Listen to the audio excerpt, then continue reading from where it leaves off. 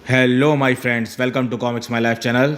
और आज हम आपके सामने पेश करने जा रहे हैं नरक नाशक नागराज की लेटेस्ट कॉमिक्स हलाहल पर्व।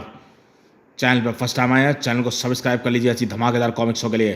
तो चलिए शुरू करते हैं शानदार कॉमिक्स। ये नरक नाशक नागराज की लेटेस्ट कॉमिक्स है हलाहल पर्व।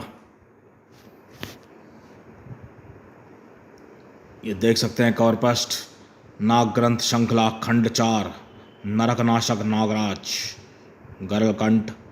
ये नरक नाशक नागराज थोड़ांगा।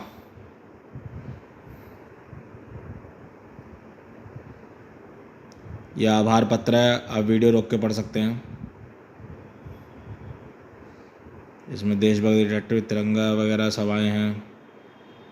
नागदंश, शंकर, शैंक्चला, ड्रैकुला की उत्पत्ति हो चुकी है। इसमें थोड़ांगा की उत्पत्ति होगी के बारे में जानेंगे।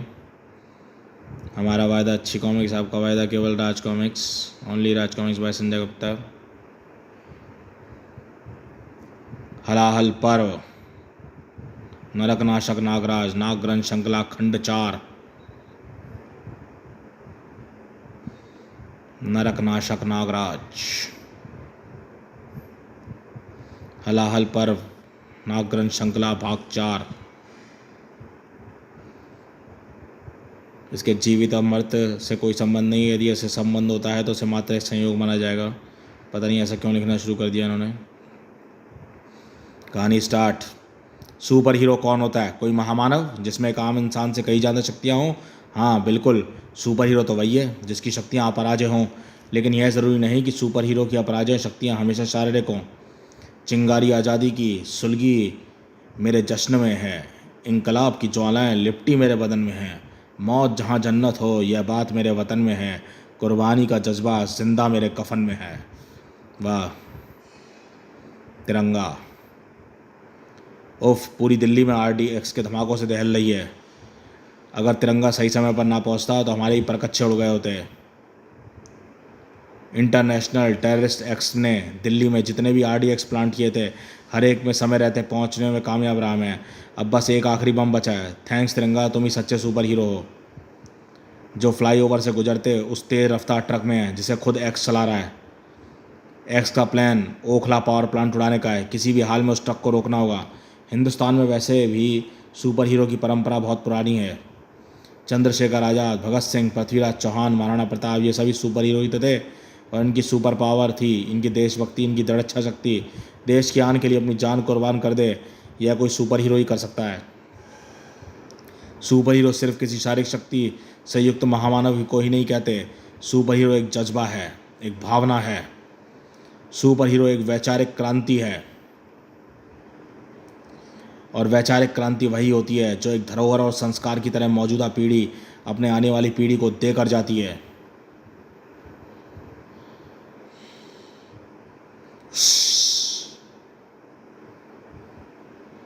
तिरंगा नहीं।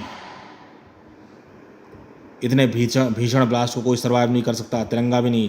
लाश बुरी तरह जल गई है। वैसे भी तिरंगा की रियल आइडेंटिटी, ब्लड ग्रुप या कोई वाइटल डिटेल्स हमारे रिकॉर्ड में नहीं है जिससे कि इसकी शनाख्त की जा सके। इसकी ज़रूरत नहीं है इंस्पेक्टर विनय, तिरंगा की कॉस्ट्यूम ही उसकी पहचान है। एक्स की लाश का क्या हुआ? शायद नदी के बहाव से दूर निकल गई है। हमारी सर्च टीम तलाश में लगी हुई है। उस आतंकवादी की लाश मिले ना मिले फ़र्क नहीं पड़ता।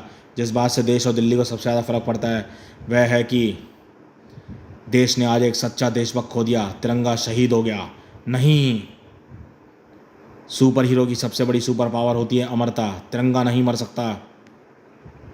सुपर हीरो कभी नहीं मरते। सुपर हीरो अमर हो जाते हैं। जब तक भारत है लहराता रहेगा तिरंगा। भगत सिंह, राजगुरु, अशरफ उल्लाह खान, चंद्रशेखर आज़ाद, ये सभी अमर हैं। उनकी देशभक्ति अमर है। तो दोस्तों, मैं हूं आपका RJ भारत देशमुख और आप सुन रहे थे हमारा स्पेशल प्रोग्राम जो शहीद हुए हैं उनकी जरा याद करो कुर्बानी, न्यू दिल्ली नाउ।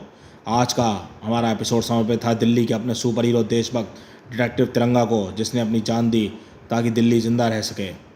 कुछ साल पहले उस दिन अपने सुपर हीरो, अपने आइडियल की लाश के सामने मैंने शपथ ली थी कि तिरंगा नहीं मरेगा। शहीदों ने जिस देश की अस्मात और आज़ादी के लिए अपना सर्वस्व न्यौछावर किया, उनके सम्मान के प्रतीक अमर जवान ज्योति को चंद असामरिक तत्व अपनी उद्देश्य पूर्ति के लिए अपमानित करें, वह किसी भी देशभक्त से सहन न होगा।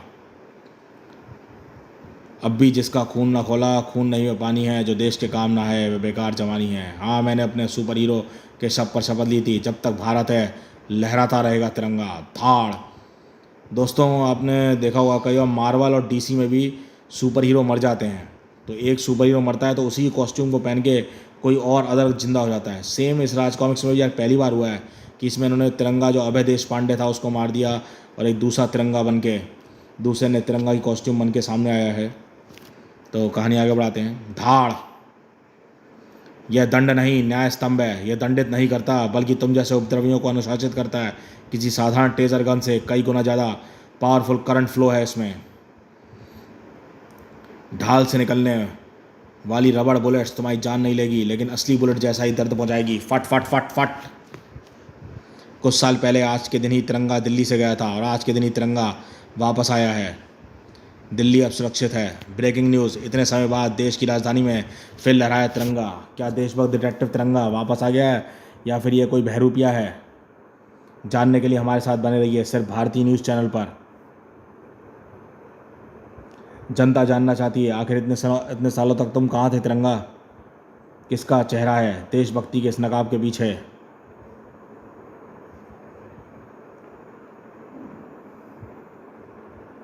आहा नहीं, बचाओ।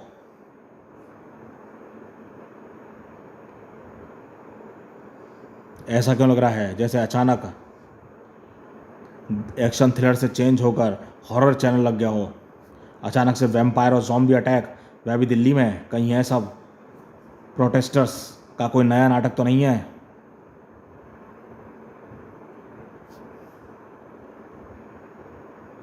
नहीं, यह नाटक नहीं है, ये तो सचमुच के ज़ॉम्बी हैं। मेरे bullet and fire proof costume को इनके दांत भेद नहीं पाएंगे।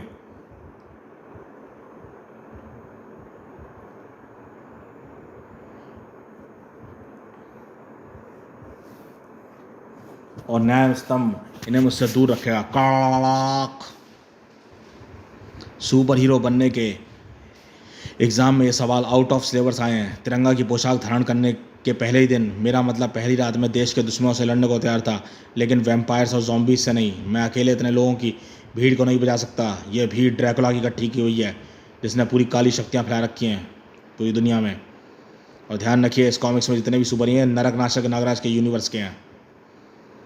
अगर इन्होंने यहाँ सारी भीड़ को इन्फेक्टेड कर दिया है तो बहुत जल्दी दिल्ली और उसके बाद पूरा देश वैम्पायर और ज़ॉम्बीज से भरा नजर आएगा। मुझे मदद चाहिए। एटॉमिक रिंग्स, पावर ब्लास्ट, कर जिंग जिंग जिंग जिंग जिंग, boom boom boom boom boom boom boom. Parmanu, Wonderman Parmanu, इसे भी पिछले कई सालों से किसी ने नहीं देखा। देशभक्त डिटेक्टिव के साथ साथ दिल्ली की छत भी ने भी कम बैक कर लिया है। मुझे उम्मीद नहीं थी कि परमाणु दोबारा कभी वापस आएगा। वंडरमैन, देशभक्त डिटेक्टिव, दिल्ली के दो रखवाले एक बार फिर एक साथ थे। मेरी आंखों में कॉन्टैक्ट लेंस की जगह लगे शक्तिशाली स्कैनर्स बता रहे हैं कि असली तिरंगा यानी अभय देश पांडे नहीं है। मेरे सूट का आर्टिफिशियल इंटेलिजेंस सिस्टम, जो इंडियन इंटेलिजेंस डेटाबेस से लिंक्ड है, उसमें इस लड़के के आधार कार्ड डिटेल्स मौजूद हैं जो खुद को तिरंगा बुला रहा है। भारत देशमुख आरजे। उस लड़के ने तिरंगा बनने की तैयारी तो ज़बरदस्त की है। वैसे भी एकाएक जो स्थिति पैदा हुई है उसमें जितने भी रक्षक आ जाएं बेहतर हैं। दोनों रक्षकों के दिमाग में जैसे एक ही विचार चल रहा था, क्या परफेक्ट टाइमिंग है कमबैक की। परमाणु, सेम टू यू। तिरंगा, बूम कर। दोनों रक्षकों के अपने अंतर्द्वंद थे। यह सिर्फ देखने में थ्रिलर और आसान लगता है। मुझे मेरी टाँके उधड़ते महसूस हो रहे हैं। क्या मैं वाकई इस योग्य हूँ? क्या मैं वाकई रक्षक कहलाने लायक हूँ? इंस्पेक्टर विनय के रूप में अपना एक हाथ और दोनों टांगें गंवा देने के बाद मैं दोबारा कभी परमाणु बन पाऊंगा, मैंने सपने में भी नहीं सोचा था। परमाणु सूट की आर्टिफिशियल इंटेलिजेंस के साथ साथ इसके कृत्रिम अंगों को चला पाना आसान नहीं है। क्या मैं पहले की भांति क्राइम फाइटिंग कर पाऊंगा?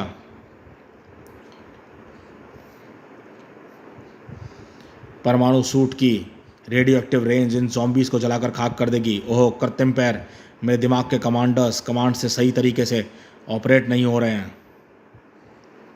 परमाणु लड़खड़ा रहा है, मुझे उसकी मदद करनी होगी। zombies को इलेक्ट्रो क्वाइट के इलेक्ट्रोक्यूट करके बच्चों से दूर करना होगा। भगवान के अपने तरीके होते हैं इंसान के मनोबल को परखने के, भले ही वे रक्षक क्यों ना हो। यह परीक्षा ही निर्धारित करती है कि कौन रक्षक कहलाने योग्य है। जो अपने अंतर्द्वंद और अक्षमता से जीत सके वही है सच्चा रक्षक। परीक्षा जटिल थी और उन नायकों की हार अकेले उनकी हार नहीं होती। दांव पर दिल्ली थी, दांव पर इंसानियत थी। Boom boom boom boom. और इस परीक्षा में दोनों महानायक रक्षक बनकर उत्तीर्ण हुए। स्थिति एक जगह तो संभलती नजर आ रही थी, लेकिन कहीं परिस्थिति काफ़ी ज़्यादा बिगड़ने वाली थी। आंखें सामन। फराओ फ़िरौन महान को बांदी का सलाम। तुम बांदी नहीं, आंखें सामन। तुम्हारी धर्म पत्नी हो, हमारी सच्ची अर्धांगिनी, जिसने सदैव हमारा हित सोचा है।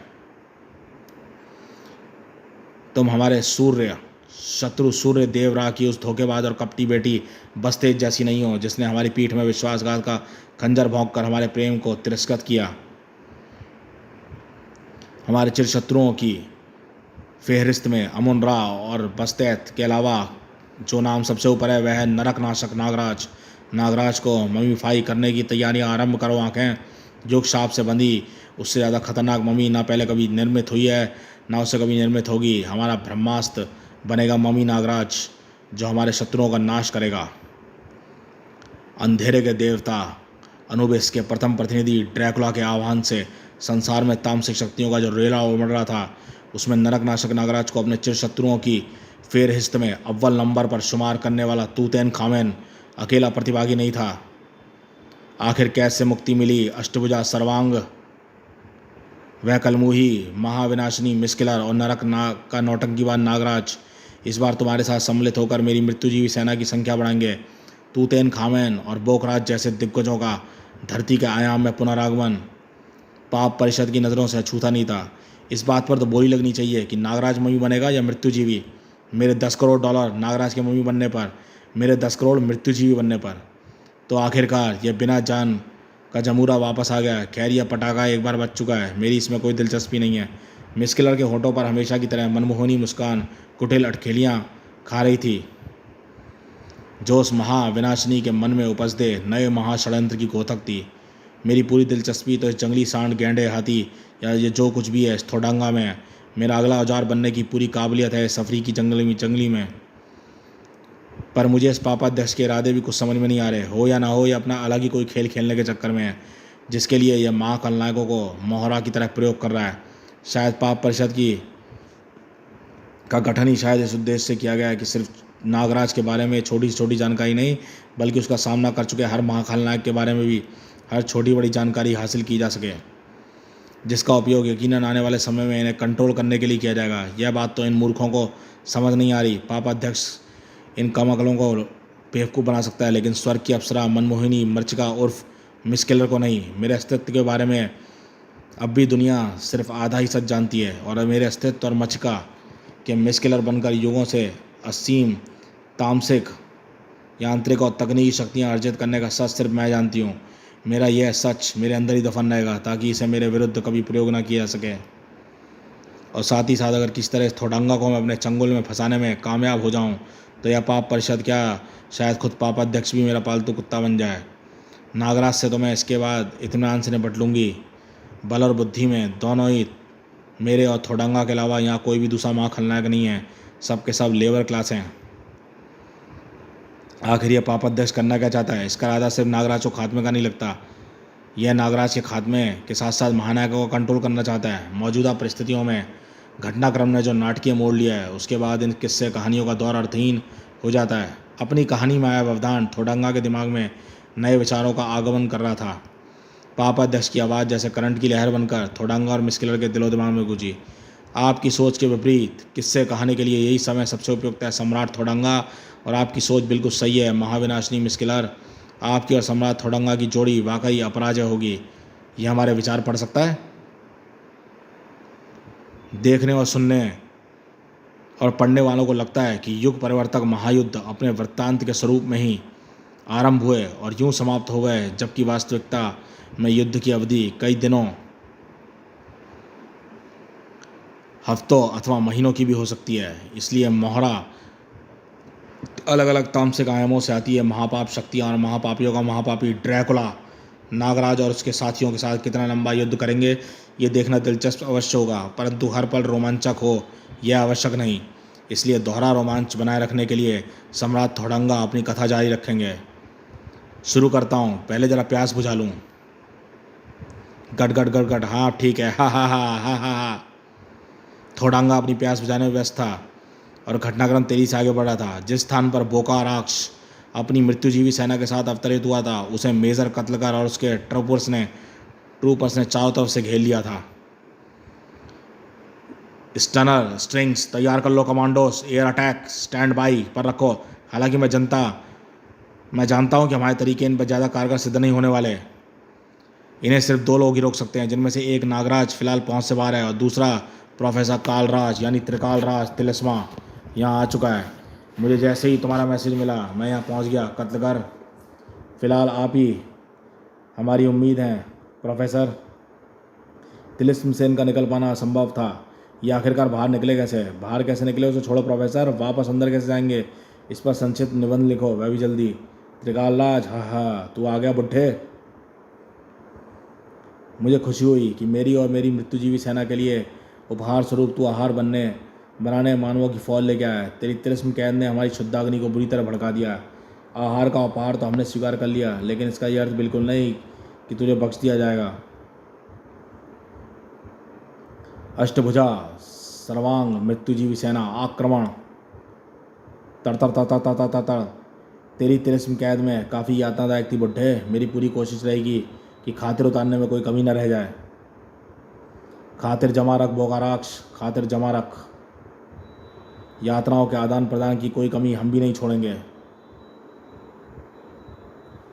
Present day, present time, Rajnagar and Roopnagar forest, India. Nagraj चिरशत्रु, कितने युगों तक मैंने इस पल की प्रतीक्षा की है। काश तुम देख सकते कैसे पूरे विश्व में तामसिक शक्तियाँ अपना वर्चस्व स्थापित कर रही हैं। अपने आराध्य अंधेरे के खुदा अनुबिस की आज्ञा का पालन करने में मैं अंततः कामयाब रहा।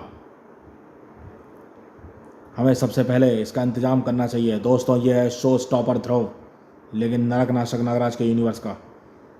तुम्हें क्या लगता है बच्चे, तुम्हारे आने से पहले हम क्या कर रहे थे? कोई बात नहीं, एक बार फिर ट्राई करते हैं, इस बार मेरे तरीके से। मेरा ओवरसाइज डॉगी इनके पालतू को संभालेगा। गुर्र। नागराज के साथ है अंतहीन ना एंथोनी। तुम जानवरों की बोली समझ सकते हो? सीख रहा हूँ। अंतहीन, अपना कूल ब्लू फायर ड्रैकुला पर यूज़ करो। गर्र। यह नरक की ठंडी आ गए, जलाती नहीं सिर्फ आसानी रूप से तड़पाती है। वेरी गुड, क्योंकि अगर कोई आसानी रूप से तड़प रहा है तो अपने दिमाग को संतुलित रखकर सोच नहीं पाएगा। इसमें दो चीज़ें होंगी, पहली यह कि तामसिक शक्तियों को कंट्रोल नहीं कर पाएगा, दूसरी इसे वार करने का मौका नहीं। ई फुस। यह ड्रैकुला है बच्चे, इसे वार करने के लिए मौके की ज़रूरत नहीं। मौके की ज़रूरत मुझे भी नहीं। वैसे भी मौका परस्तों की संख्या दुनिया में बढ़ती जा रही है, जिनसे मुझे सख्त नफरत है। हर्र। नफरत क्या होती है यह तू कभी महसूस नहीं कर सकता नागराज, क्योंकि तूने कभी बेबस खड़े होकर अपने प्यार को अपनी आंखों के सामने तिल तिल कर मौत के मुंह में जाते नहीं देखा।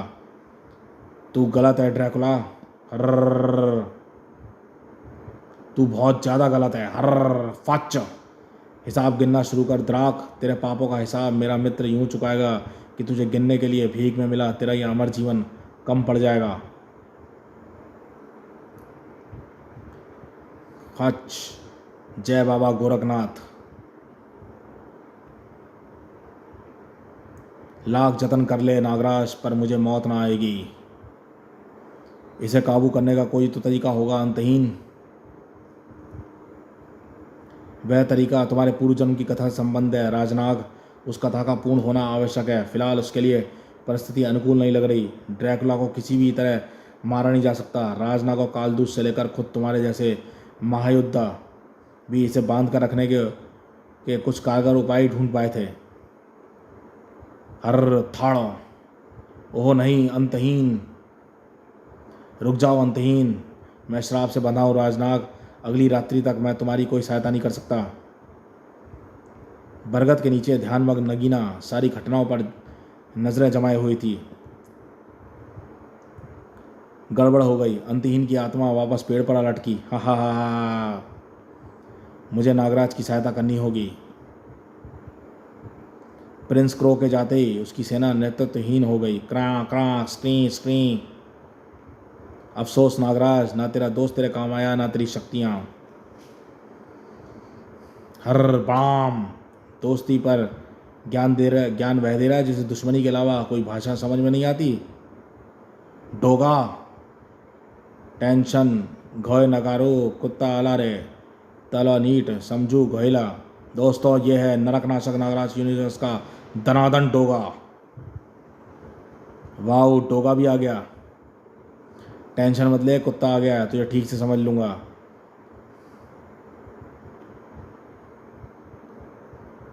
Now the welcome attack. Dogs welcome attack. हाँ हाँ हाँ वाह वाह वाह कर्र। डोगा, तुम यहाँ कैसे? जैसे फालतू सवाल का पूछकर टाइम नहीं वेस्ट करते, डायरेक्ट एक्शन पर आते हैं। अच्छा किया, वरना मैं बोरियत से ज़रूर मर जाता। तू बस मर हरामखोर, किसी भी चीज़ से मर, तू बस मर। तड़ तड़ तड़ तड़ तड़ तड़ तड़ तड़। अनुबिस के प्रथम अनुयायी को तो देवता भी नहीं मार सकते, तुम तुच्छ प्राणियों की क्या बिसात है। हर गर्र। उस भीषण टकराव से जैसे पूरा जंगल थर्रा रहा था और थर्रार से तेजी से बढ़ती चली जा रही थी। उस महाजलजले की किसी को उपेक्षा नहीं थी। अब यह क्या चीज़ है? यह इसका कोई पालतू है क्या? यह तो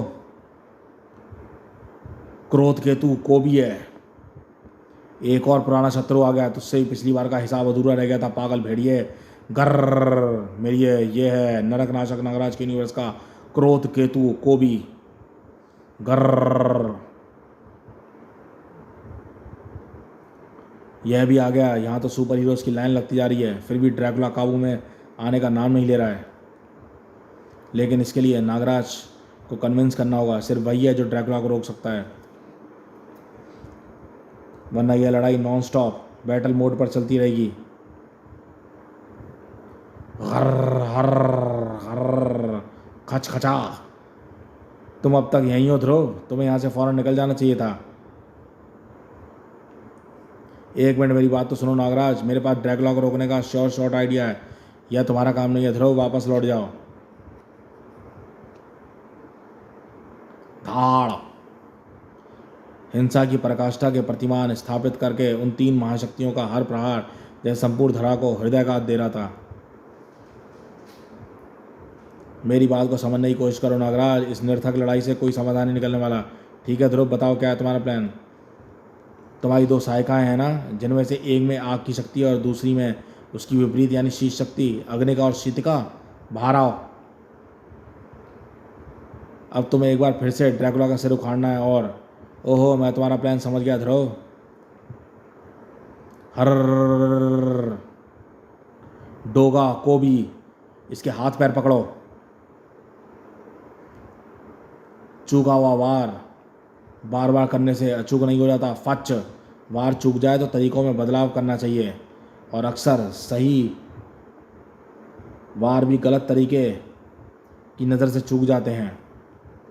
दलदल से ड्रैकुला का सिर बाहर निकलते ही फर्र अग्निका शीतका। नागराज के आदेशानुसार अग्निका और शीतका ने अपनी अपनी शक्तियों का भरपूर प्रहार ड्रैकुला के कीचड़ मिसड़े सिर पर कर दिया। यह क्या कर रहा है तू? तुझे पत्थर के सनम बना रहा हूँ। Extreme compression high degree temperature treatment से मैं तेरे सिर को मड स्टोन में बदल रहा हूँ, जिस प्रोसेस को प्राकृतिक रूप से क्रियान्वित होने में सैकड़ों साल लगते हैं। यह अग्निका और शीतका की नाग शक्ति की ऊर्जा की बदौलत कुछ मिनटों में पूरा हो जाएगा।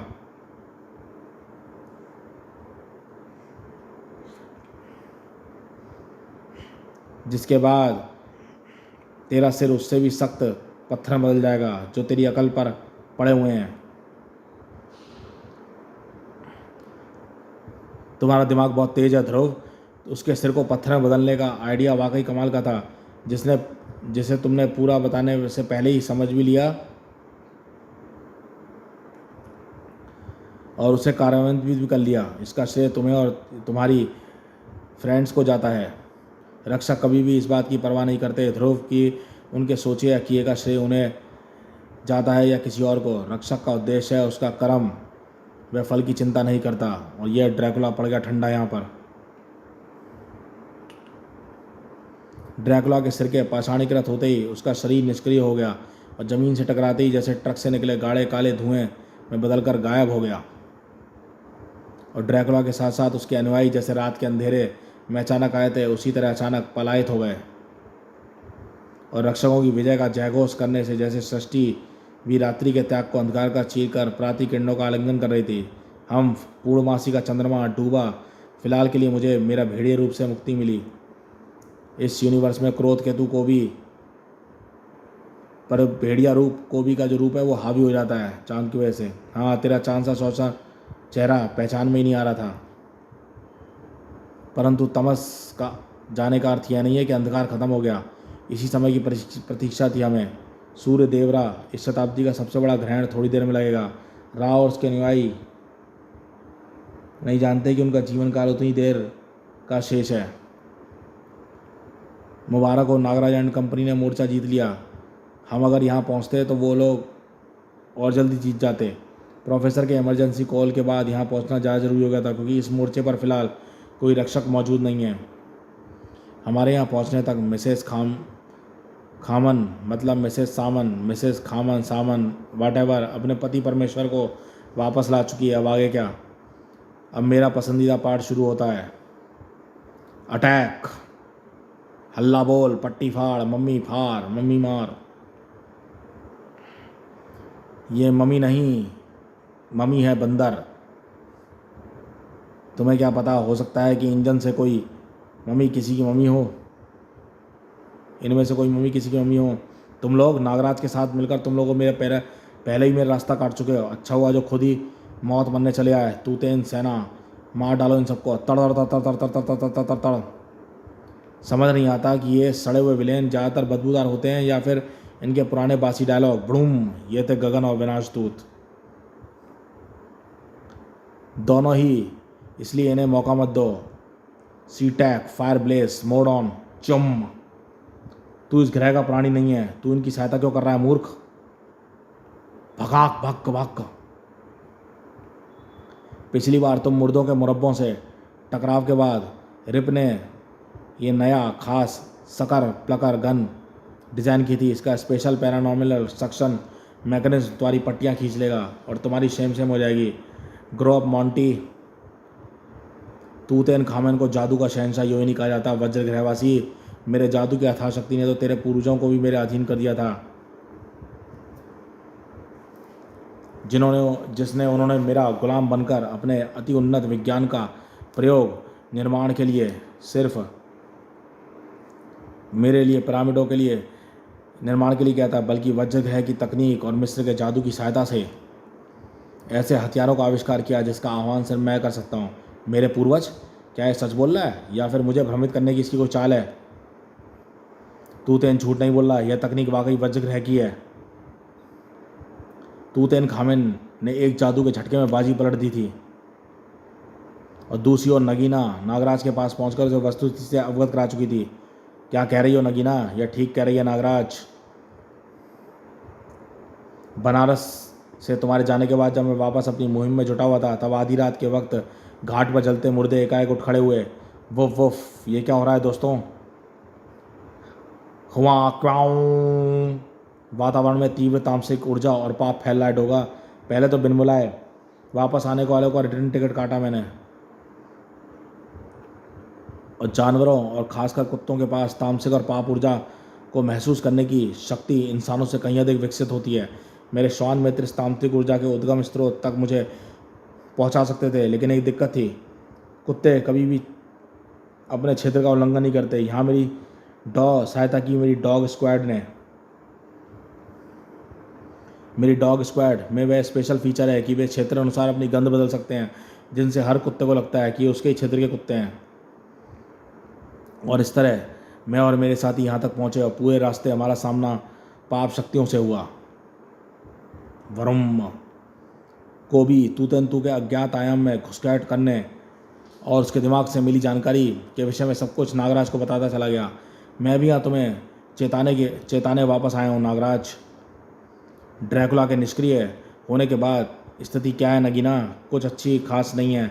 ड्रैकुला की तामसिक ऊर्जा तबाही का काफ़ी सामान दुनिया में ला चुकी है। इस तंत्रमुंड पर अपना हाथ रखो। तंत्रमुंड की संप्रेषण शक्ति संसार भर में घटित हो रही घटना को जैसे उनके मस्तिष्क पटल पर प्रक्षेपित करती चली गई।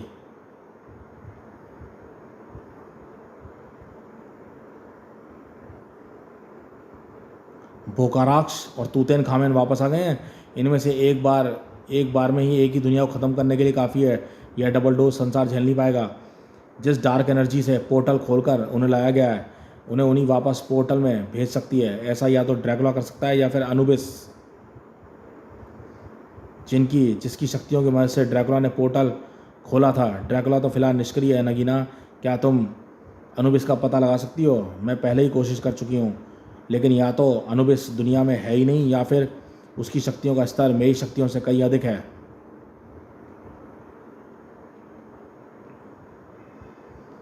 जिस कारण वह खुद को मेरी शक्तियों से छिपाए रखने में सक्षम है। इस केस में हमारी आखिरी उम्मीद ड्रैकुला है, जिसे अभी कुछ ही देर पहले हमने बहुत पापड़ बेलकर पकड़ा है। अभी अभी सुबह हुई है और आज रात होने से पहले अंतहीन की आत्मा वापस नहीं आएगी।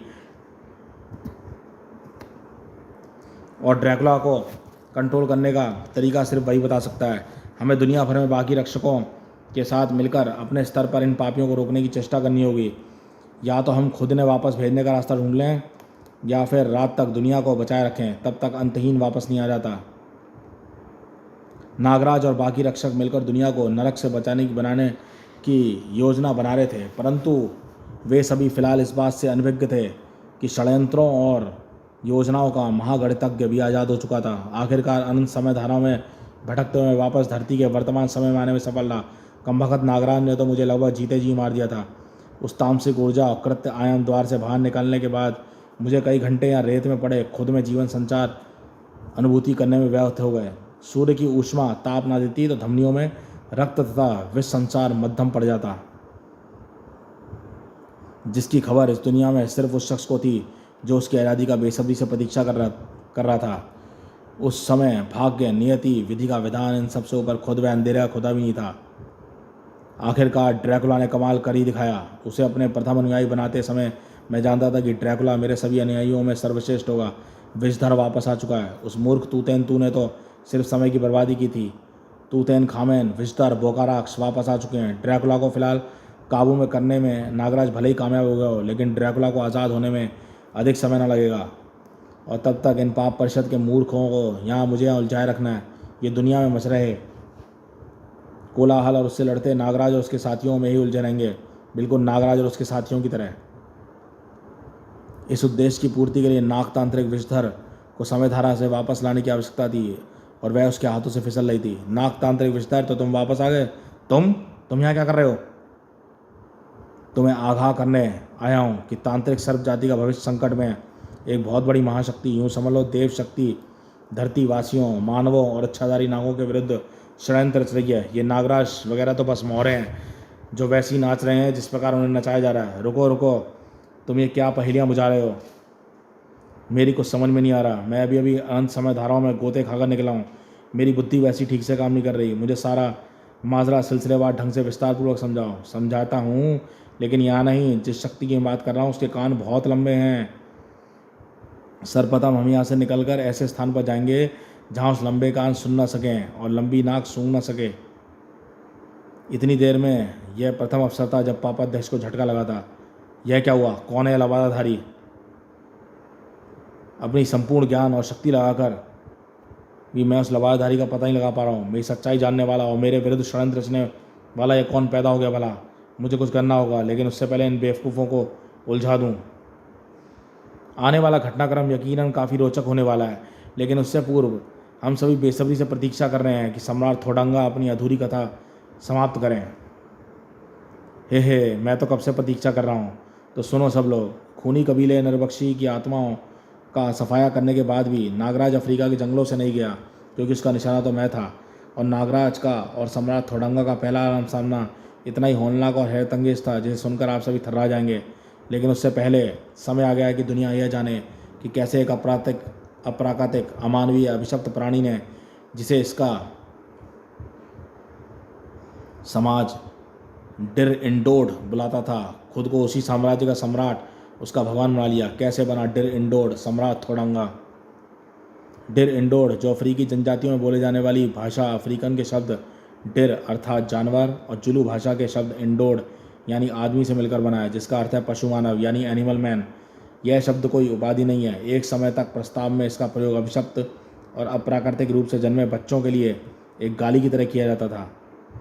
अफ्रीका के अंधेरे जंगले अथाह प्राकृतिक और अप्राकृतिक रहस्यों को अपनी जड़ों में सृष्टि की उत्पत्ति से छुपाए हुए हैं, जिससे भारी दुनिया पूर्णतः अनभिज्ञ है। सिर्फ इन जंगलों में रहने वाली जनजातियां और कबीले इन रहस्यों को जानते हैं। कबीलों के ओझाओं के अपने तरीके होते हैं, बीमारियों से लेकर बुरी शक्तियों तक से लड़ने के लिए। फिर भी मलेरिया, टीबी, एड्स और इबोला जैसी जानलेवा बीमारियों के कहर से इन जनजातियों को बचा पाना इन ओझाओं के वश में भी नहीं था। और इस तरह अफ्रीका के जंगलों की धरती पर कदम पड़े मिशनरी संस्थाओं के। ये संस्थाएं दवा, उपचार और देखभाल के अलावा अफ्रीकी जनजातियों को शिक्षित कर रही थीं, लेकिन मिशनरियों की आड़ में वहाँ धीरे धीरे पैठ बनाई जा रही थी ऐसी आतंकवादी संस्थाओं ने, जिन्हें घातक जैविक हथियारों पर शोध करने के लिए दुनिया भर की खुफिया संस्थाओं से दूर एक सुरक्षित स्थान चाहिए था। लैब में प्रयोग करने के लिए चाहिए थे ये लैब रैट्स, जो कि अफ्रीका के भोले भाले आदिवासी थे। जानलेवा बीमारियों की जांच और उपचार के नाम पर आदिवासियों पर जानलेवा जैविक विषाणुओं के प्रयोग किए जाने लगे। उन्हें किसी खास परिणाम की अपेक्षा थी, जिसके पूरे न होने पर या प्रयोग असफल होने पर आदिवासियों को कीड़े मकोड़ों की तरह मार दिया जाता था। टॉक्सिक्स वेस्ट, घातक जैविक रसायनों के साथ साथ इन मारे गए आदिवासियों की लाशें लैब के पीछे स्वाम्प दलदल में डुबो दी जाती थीं। इस दलदल का शायद कोई तल नहीं था, उसमें से जो कुछ भी डालो वह सब कुछ निकल सकता था। जैसे कि मैंने कहा कि वे लोग किसी खास परिणाम की अपेक्षा में अमानवीय प्रयोग कर रहे थे।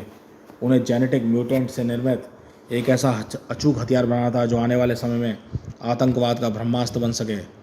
परंतु उनके सारे प्रयोग असफल हो रहे थे। अप्राकृतिक और वैज्ञानिक तरीकों से जेनेटिक म्यूटेशन साइंस फिक्शन में जितना सरल लगता है उतना होता नहीं है। इसलिए उन्होंने म्यूटेशन सीरम का प्रयोग गर्भवती औरतों पर किया ताकि वे पशु मानवों को पैदा कर सकें।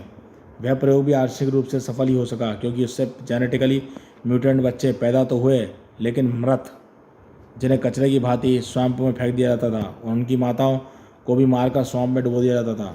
उन्हें एक खास भ्रूण चाहिए था जो उत्परिवर्तन टीका सह सके, और ऐसा तभी संभव था जब भ्रूण पहले ही प्राकृतिक रूप से म्यूटेटेड हो।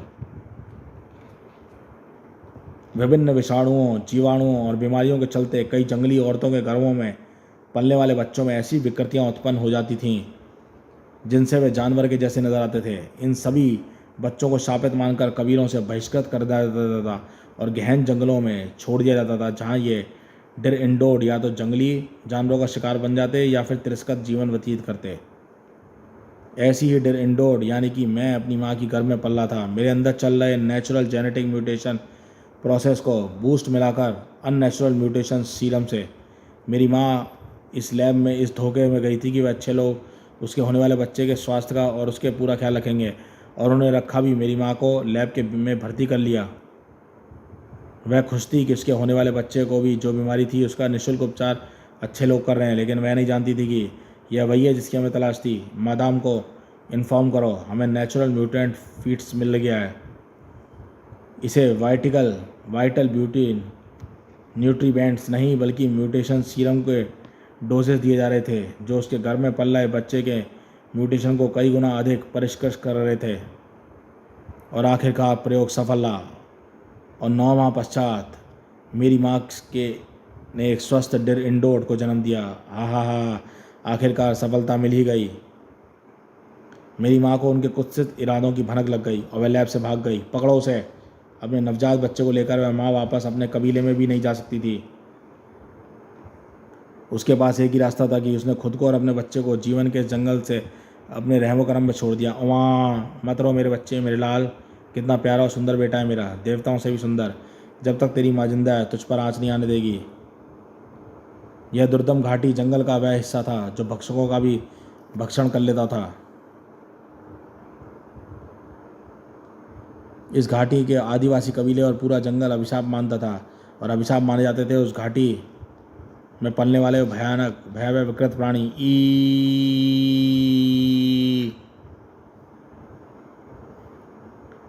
वे जैसे मेरे और मेरी माँ के लिए देवताओं का वरदान बनकर आए थे। मेरे गुरु महान एलिफेंटा, जीवित और सुरक्षित रहना है तो मेरे साथ आओ। एलिफेंटा भी मेरी तरह एक डिर इंडोर थे, जिन्हें जन्म के साथ ही उन्हें कबीले से निष्कासित कर दिया गया था। परंतु डिर इंडोर होते हुए भी वे उस जंगल के बाकी पशु मानवों से ही नहीं बल्कि इंसानों से भी कहीं अधिक बुद्धिमान व शक्तिशाली थे। वे शक्तियाँ सिर्फ शारीरिक और मानसिक नहीं बल्कि तामसिक और अलौकिक भी थीं। उनका प्रयोग उन्होंने दक्षिणी अफ्रीका में सबसे दुर्लभ और विलक्षण काले जादू की शक्तियों को साधने में लगाया। गुरु एलिफेंटा जो जो इन शक्तियों को साधते गए, अलौकिक और तामसिक शक्तियाँ उन्हें और अद्भुत ज्ञान प्रदान करती चली गईं। उन्होंने इस ज्ञान पर अपने दूसरे इंडोर्स की मदद की, लेकिन मैं सबसे अलग था, सबसे बेहतर, अपने गुरु से भी बेहतर और उत्कृष्ट। मैं सर्वश्रेष्ठ डिर इंडोर था। यह बात मेरे गुरु को भी जल्द समझ आ गई। ये हैवानों ने क्या किया? मेरे मासूम बच्चे को मेरी कोख में ही इसने विकृत कर दिया। डिरेंडोर होना कोई विकृत नहीं है माते, यह ऐसा वरदान है जो हर किसी को प्राप्त नहीं होता। आपके बेटे की प्राकृतिक शक्तियाँ उन विदेशियों की मशीनों की मोहताज नहीं है। उसके जैसा महाशक्तिशाली, अद्भुत और विलक्षण डिरेंडोर मैंने पहले कभी नहीं देखा। मेरा यह शिष्य संसार में सिद्ध कर देगा कि डिरेंडोर होना विकृति नहीं, वरदान है। जैसा भी है मेरा बेटा मेरे लिए वरदान है एलिफेंटा। एक माँ के लिए उसके बेटे से ज़्यादा सुंदर और कोई प्यारा नहीं होता। मेरा चंदा, सूरज, तारा, मेरा राज दुलारा, इससे भोला, इससे मासूम कोई नहीं। मासूमियत वह कमज़ोरी है माते जिसे समय के कठोर कदम निर्ममता से रोन देते हैं। तुम इस बच्चे को दुनिया में जीना और दुनिया पर राज करना है तो इसे खुद को समय से भी अधिक कठोर और निर्मम बनाना होगा। मेरे गुरु ने अपने कहानुसार अपना कठोर परीक्षण आरंभ कर दिया। 2 साल की उम्र में मैं अफ्रीका के दुर्लभ काले जादू और तंत्र मंत्र का ज्ञान अर्जित कर रहा था। कहते हैं जानवरों को आने वाले खतरों का आभास पहले से हो जाता है।